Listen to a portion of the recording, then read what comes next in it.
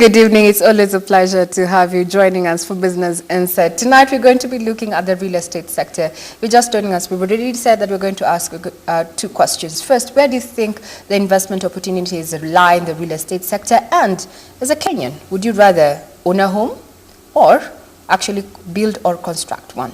Well, to take us through the dynamics of the real estate sector, I'm joined by two experts here. In my immediate left is Nancy Murulo. Welcome, a research analyst at Cyton. Thank you. Then far end, last but not least, Reuben Kimani, the MD of Username Investments. Karibu. Thank you. Let's first things first. How does the sector compare to such a time in 2016? Maybe you can start off with you, Kimani. What do you think? How does it compare? Thank you, Regina. I think the first thing is to thank you for welcoming me to this nice place. If you try to compare last year and this year, of course we have the electioneering period. You realize, even from our statistics, you realize that there have been a slowdown most of the sector, whether it's land, whether it's housing, whether it's other forms of real estate investments. Mm-hmm. If you compare the figures for last year, look at the first 7 months, look at the Kenya National Bureau of Statistics. They are saying that the revenue the Nairobi County receives from building construction has slowed down, has gone down by 18.4%. The figures is 183 billion to 149 billion. Mm-hmm. This year they have lost like 33 billion. So there's been a depression. There have been a depression. Mm-hmm. That is for constructions only. If you look at the retail market, and I think I can see her nodding. She wants to add something. So Nancy, what's your take about how the real estate performs, or rather compares to such a time in 2016 and now as we are? Yeah, as Reuben has stated, we've definitely seen a slowdown in the sector, mm-hmm. both in terms of transaction volumes and returns. So when you're looking at returns, if you look at the various real estate asset class, whereby you have offices, you have retail, and you have residential. So starting with residential, you look at your appreciation, just the increase in value of property from year to year. Between 2015 and 2016, the price increased by 7.4%. But now between 2016 and 2017, we witnessed only an increase of about 3.8%. Mm-hmm. When you're looking at retail, that is you're developing your mall and letting it out, your rental yield, between 2015 and 2016, the increase was about, the rental yield was 10%. This year it's gone down by 0.4 percentage points to about 9.6%. 9.6%. Yeah. The same has also been the case for offices, whereby the yield was about 9.4%. Currently, it's 9.1%. So as it is, in a nutshell, in general, we can say there's been a general slump in the real estate sector. It's not a very huge slump. It's just in general. Generally a slowdown in the sector. Slowdown? Mm-hmm. Yeah. Thank you for that, Nancy. Maybe I'd like to point out the biggest, the general slowdown we are talking about has been experienced most, especially in housing, commercial and residential, mm-hmm. and retail. But if you look at the other segment where Username comes in, mm-hmm. the segment of affordability, the lower segment that has been, most of the time has been neglected for a long time, you realize that the slowdown has been very minute. Mm-hmm. Username offers affordable land. Affordable housing and land has not seen such a significant slump. We will get there. Oh. According to the recent house price index, there has been a decrease in house prices in recent months. What do you think is actually fueling this depressed demand, Nancy? So, in 2017, the main drivers have been first the extended electioneering period. Mm-hmm. So you find that even before August, investors had adopted a wait-and-see attitude. They just want to see what will happen in the market before going into it. Mm-hmm. Then now it's also extended. Spilled over. Yeah, mm-hmm. So that reduced the demand. Mm-hmm. Then also last year around September, the Central Bank of Kenya implemented that effect. The effect it had is that banks increased their underwriting standards. So they are lending money to less risky investors, mainly the government. And that reduced the credit sector to the private sector. Mm-hmm. So on average, about between 2013 and 2016, the credit sector is about 14% lending to the credit sector. Mm-hmm. As at August, it was just about 1.6%. So there's less money into the economy that can fuel now the demand for real estate. And even those who have money, they are holding back just to try and see how the investment environment will be with the elections. So elections spill over, then there's the issue of credit availability. Yeah. From where you stand, from an investor point of view, do you concur, has actually the capping of interest rates, one way or another, from your point, affected growth in the real estate sector? I believe when the registration was passed, the intention was very clear.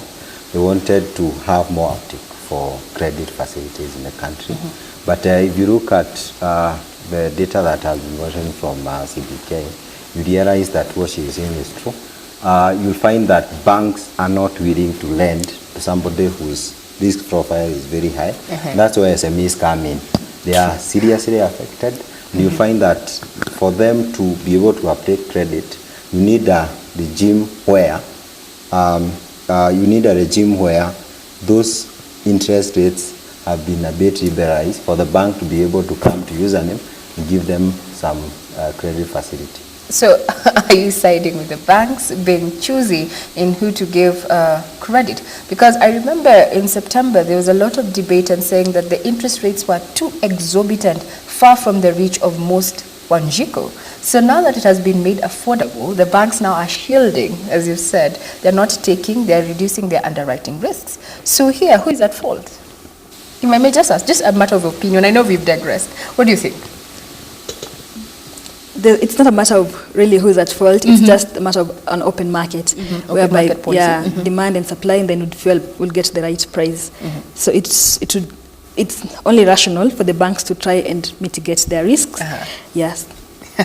Very well. So now we go back to the real estate sector. The survey also indicated that apartments accounted for 82.66% of the total number of units sold in the third quarter of 2017, with maisonettes and bungalows accounting for 10.7% and 6.64% respectively. What does this trend portend for the sector going forward, Nancy?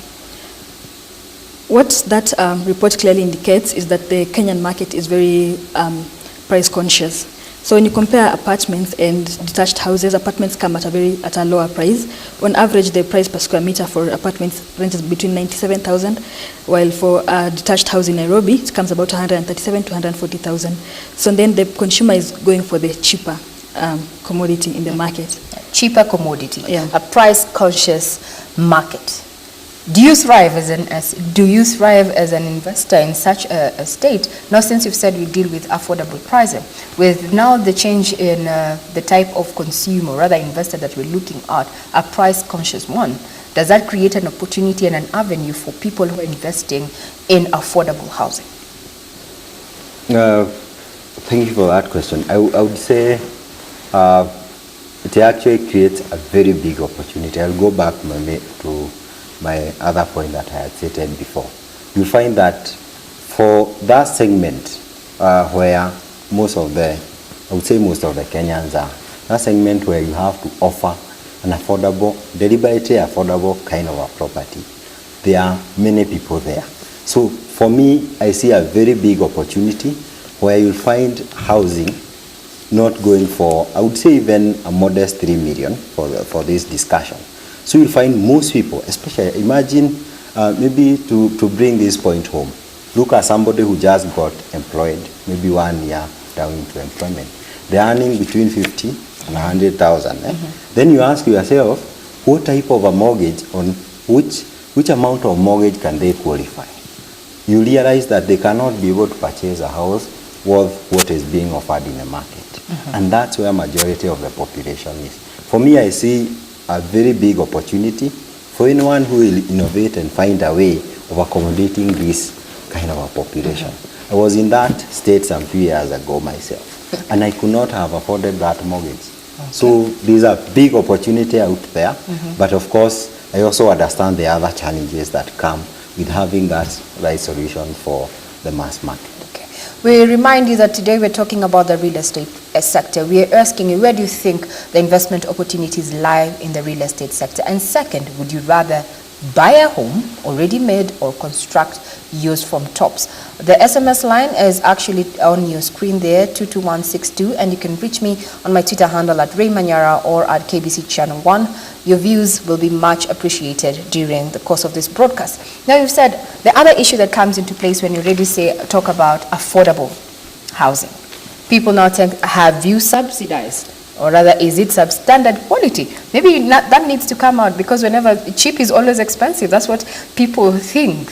Kimani, maybe you can expand on that. It's quite a challenge, especially for developers, to be able to come up with a product that has two qualities. I would say affordable. Yes. That's number one, so that you're able to capture most of the people who are beginning their jobs, the market. Number two, quality. For username, we have not been able to enter into that segment. It's something that we are researching heavily. But I would say from little research that you have done so far, I can tell you it's not an easy challenge. You have to look at the right materials, the right finishes for the house. The other thing is about the location. You don't want to build a house that is affordable, and you have to commute maybe 150 kilometers from Nairobi. We are talking about a house that is in the right location, right quality, that's quality, and affordable. For me, I think it's a challenge, but it is doable. This is something that, if you look at the many metrics that are out there, something that people can even come together and see how they can be able to achieve this, especially from the developer's point of view. Okay, Nancy, from a researcher point of view, we've seen that there are several emerging trends, especially in the construction sector, clay bricks, and now the issue of converting even this containers, if I may use that term. What do you think these emerging trends in the construction sector, how are they going to affect the real estate, and also the issue of housing and affordability, and that comes into play? In terms of, let me call them alternative building technologies, True. whereby you're not going with brick and mortar, but you're trying to find something cheaper and faster. It's in a very nascent stage in the Kenyan market currently, and there's a lot of mistrust among the consumers. Will that house stand, or what will be the quality of that house? So it's something that has to be, it has to stand the test of time to be taken by the market. But I think as developers, we should exploit and just try to see what works, what doesn't work, and educate the consumer about it. But ultimately, it might be the game changer in real estate, and especially in affordable housing. Very well said. Now, prices of land to have gone up in highly populated areas that you did not expect for prices to go up, and unlike those areas that are considered prime, the leafy suburbs. Why do you think the trend, Mr. Kimani? Especially for land, you find that the areas where I would say number one, you will find there are many government plans that have been sent into place. And you have areas I can highlight. You have Kagudo Road in this side as you go to Tala. You have areas of Gong where you have so many projects there. You find that government has put up upcoming facilities. Something like SGR, you'll have bypasses that are proposed. So you'll find some areas, there's a lot of interest in them. I will give an example. I think Gong is the best place to give an example because you have a project there. You'll find that that area is barely 40 kilometers from CBD.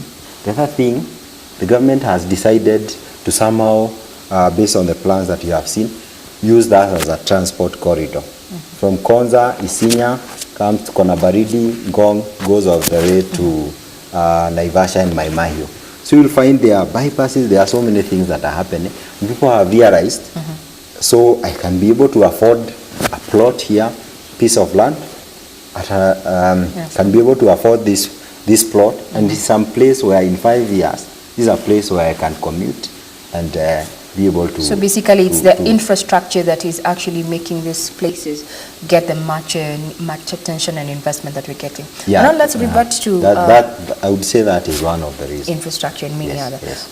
Then you mentioned something earlier when you started, Nancy, is that the election period has made investors, potential investors, adopt a wait and going forward, expecting the verdict on Monday concerning the presidential polls.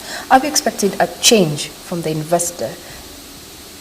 Looking at the Kenyan market, fundamentally what drives real estate, you're looking at an urbanization rate of about 4.4%. You're looking at a population growth growing at 2.6% per annum. There's a very young urbanized population. The GDP is still strong, expected at least between 4.9% to 5.2% this year. So fundamentally, the economy is still the same. The issue is just the fears and uncertainty. Okay. So should the process come to a peaceful conclusion, we do not expect the market to continue with this slump. We actually expect to pick up. So what does the future hold for the real estate sector, in a nutshell, from where you sit? The Kenyan real estate market has grown from the boom that started around mid-2005 to currently where we are. And there was a time it was a no-brainer, such that whichever market you went, you'd make money. But over time, due to increased supply, so you have to be very selective about which markets you're going into. And that's why, as I said, you focus on research, just to identify where is the opportunity and how do I tap into that. So we expect developers and investors to be more keen on research and structuring their financial deals, and to transform from more of just offering homes to investment solutions. Yeah. Since we've been asking our viewers as we come to a close that where the investment opportunities lie, maybe we've already tackled that. Now, would want to know from a point of view, would you rather buy your home or construct, and what are the pros and cons of each? Nancy, then Kimani. Okay. It's a very tricky question, but looking at it, what does it take to construct a house? So, like he stated, currently when you want to buy a house, you want to buy a house, or to own a house rather, in a place where it's easily accessible, there's security, you have amenities. In case you want to let it out, let alone you want to get a good return. So what will that involve? You have to carry out a research, know what the house prices are in that market. Then you have to go on and do your financial analysis. Then now get your money, right? Just talk to your bankers. How will I finance? How will I do that? And then now do the actual construction. Whereby if you're not skilled in that market, then you're going to deal with the contractors and the buying, and it can be fulfilling, but it's also very tedious. Yeah. So fulfilling but tedious. Kimani, you're an investor, you're already in the market. What is your take? Okay, those two options. I think for me, it really depends on the investor in question. There are pros and cons for both. You look at, especially buying, like most people have been doing, you find that most of the things have been done for you by the developer. They have obtained their construction permits, they have controlled the development, they have left playground for you, for your kids. They have been able to do so many things for you. Just come back and buy. For constructing, you find if you are constructing for yourself, you'll be able to do all those things for yourself. Of course, it comes with cost savings. The other advantage of constructing as a means of getting your home, you find that you'll do it in stages. For this one, you have to come. If an apartment is 6 million, and in by 20%, then you pursue a mortgage process or you pay cash. But this one, you buy land first, you wait for some time, you get other pieces of money. It really depends. But you also find that for especially controlled developments where we come in the Saiton and the others, you find that we do all those things for you. If you do your own house, like I give an example, if you buy a plot, for example, in Kagudo Road, just somewhere, you'll come and build. But for you to be able to do electricity, maybe water. A big water, a big playground for your kids, sanitation and all those things, you can't do that for an eighth of an acre. Okay. So there are those advantages. So it depends on somebody. You have to weigh and find where you fit in. Yeah. You also have to consider, especially if you are like some of us who might be working somewhere, where you're able to handle all the logistics of being able to build your own home. So those are the dynamics. Basically, it's a game of you weigh your options depending on the person. Let's see what our viewers had to say. There's at Pressless, I consider building my home. I can't trust the investors on quality. Maybe that brings out the issue of the trust between the client. Then someone else says, username plots at Ngong are really promising and affordable. I can attest. I think you have an avid investor there, Mr. Kimani. Then someone else also says, you have done us proud. I think I would also wish to engage them on construction. That is a person called Atmos PW. Then also there's someone here, Boniface Tanuing, saying, better you buy an estate to avoid wasting time during construction. So I think people vary in their views depending on where they're coming from and also what they really want, they're looking at in terms of investment. Well, if you've just joined us, tonight we've been looking at matters real estate sector, and there you've heard it from our experts. That is a research analyst at Saiton, Madam Nancy Murule, and the MD User Investments, Mr. Reuben Kimani, saying yes, there's a niche, especially for the small and medium enterprises that are seeking to invest in the real estate sector. And when it comes to about investment, land is the only thing that is going to always appreciate. Just know that you need to value and weigh your options. Do you want to own a home by constructing it on your, rather building it on your own, or getting someone who is qualified and is not going to betray your trust